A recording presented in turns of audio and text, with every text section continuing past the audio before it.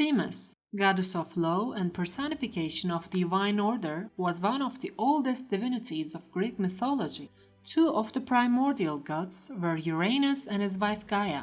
Uranus and Gaia had many children, including the 12 Titans, one of whom was Themis.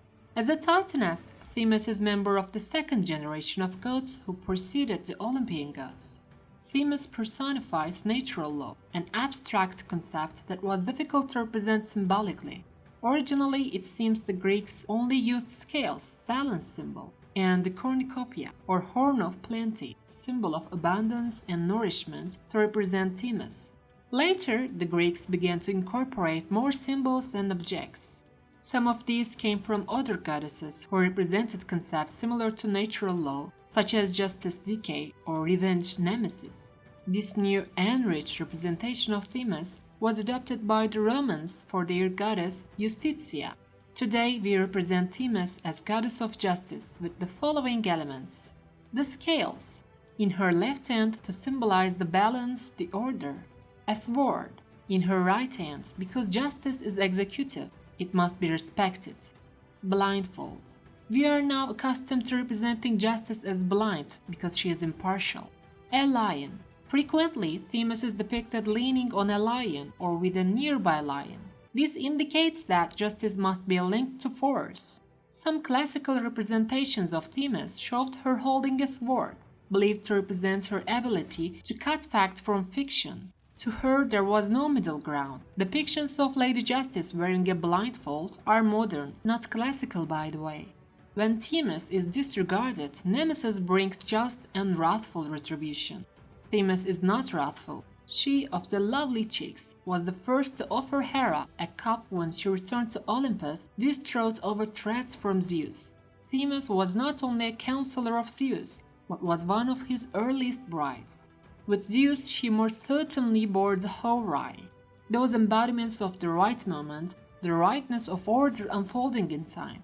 Horai were the goddesses of the seasons and the natural portions of time. First triad of Horai. Thalo, or Thalete, was the goddess of springs, buds, and blooms, a protector of youth. Also, one of the Horai and the goddess and personification of the season of summer. She is the protector of vegetation and plants and growth and fertility. Harpo was the one who brings and was in charge of autumn, ripening and harvesting, as well as guarding the way to Mount Olympus and letting back the clothes surrounding the mountain if one of the gods left. She was an attendant to Persephone, Aphrodite and Hera, and was also associated with Dionysus, Apollo and Pan. Second triad of Horai. Of the second triad associated to Themis and Zeus for law and order.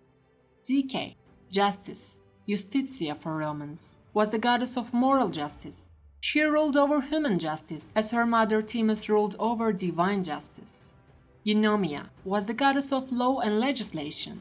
The same or different goddess may have been a daughter of Hermes and Aphrodite. Irene, the Roman equivalent was Pax, was the personification of peace and wealth, and was depicted in art as a beautiful young woman carrying a cornucopia, scepter, and a torch or rhyton. And Moirai. The Moirai were the three goddesses of fate who personified the inescapable destiny of man. They assigned to every person his or her fate or share in the scheme of things. Their name means parts, shares, or allotted portions. The individuals were Clotho, the spinner who spun the thread of life, Lachesis, the portioner of loads, who measured it, and Atropos, she who cannot be turned, who cut it short. The life of the Greek gods was full of adventure.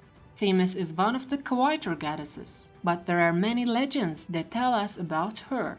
In ancient Greece, oracles were very important. An oracle is the answer given by a god to an important question about the life and destiny of a person or people.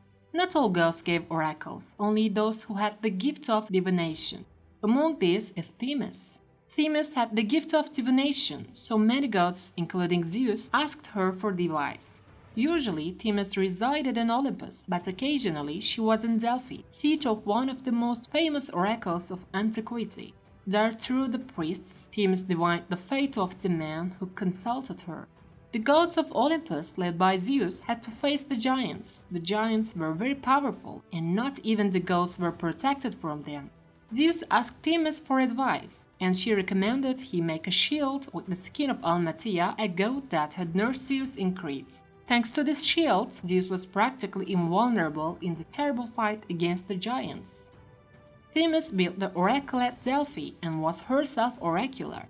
According to another legend, Themis received the oracle at Delphi from Gaia and later gave it to Phoebe. Thanks for watching.